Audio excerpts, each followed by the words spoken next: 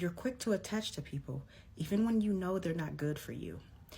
You have no problem with giving your body, but you suffer and you struggle when it comes down to having real emotional intimacy because you secretly don't believe you're worthy of that. And this is why you have trouble committing while also wanting to fully commit and have something real with somebody because you just want to be loved deep down, but you're so guarded because of the things that you've seen, the things that you've been through, that you don't really invest too much of yourself because you know this person is just going to up and leave you, or they're going to be a disappointment to you just like everybody else has been. So you're always ready because when that day comes, you won't be looking like a fool because you're nobody's fool. You're going to be ready and you're going to move on to the next one just like it wasn't nothing because they can't stop you and they didn't make you stop or feel anything because that's not what people do. You're already one step ahead of everybody.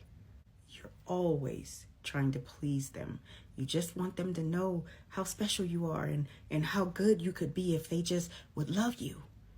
But you're so hypercritical of yourself and you care deeply about what everybody else thinks about you too. Because heaven forbid they say something negative about you. It literally takes you to a dark place and you internalize it and you believe whatever they tell you about yourself to be true. Does this sound familiar? Are you there with me?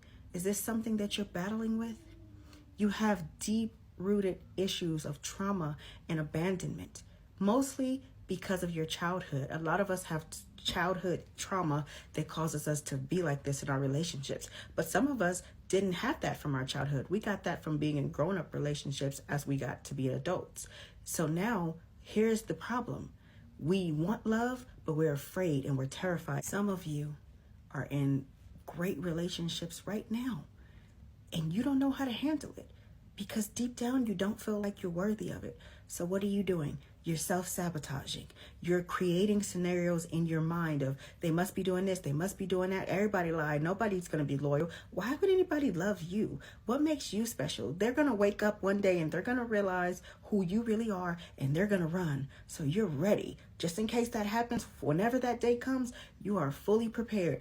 And that's why you're not really there in the relationship. Your person keeps telling you, let go. Where are you? I just want you to connect with me. It's okay. You can trust me.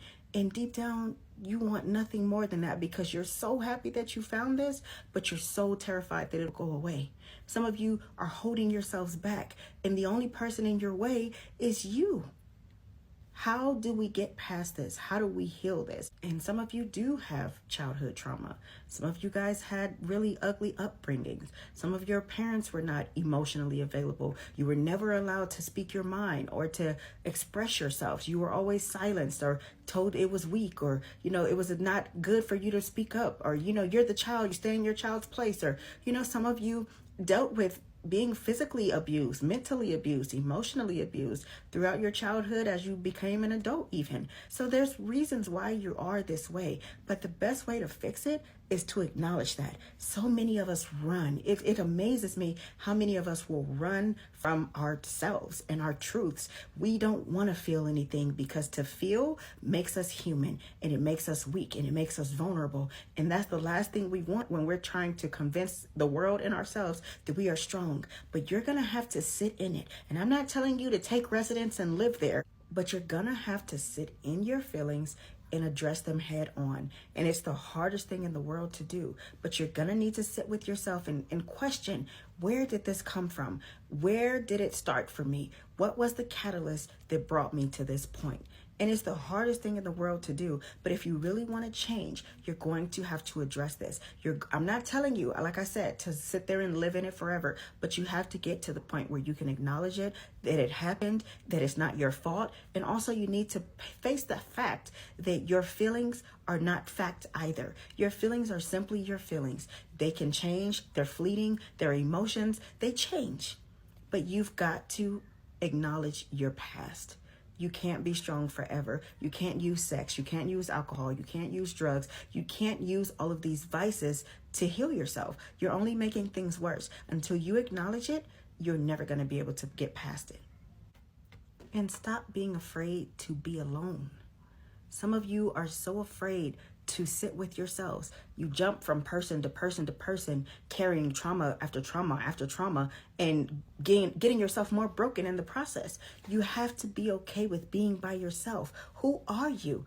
Who are you before they told you who you're supposed to be? Who are you before you tried to please that person or these people that you've been in a string of relationships with? Who are you at your core? What do you want? What do you like? What makes you tick? You need to figure that out, because some of you don't know who you are outside of being somebody.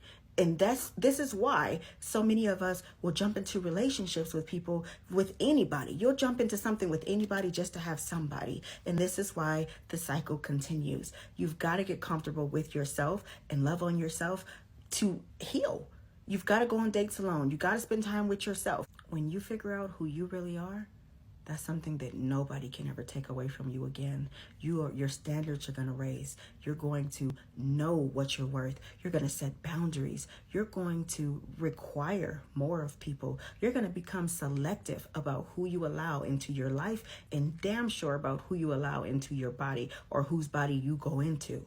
You're going to become selective, because when you truly know your worth, you know that, oh no, everybody's not for me, and I'm not for everybody. I'm special. But if you don't see yourself as special, and you don't understand that you are worthy of more, you'll always be where you've always been, because you're going to keep doing what you've always done. You got to change. It's time.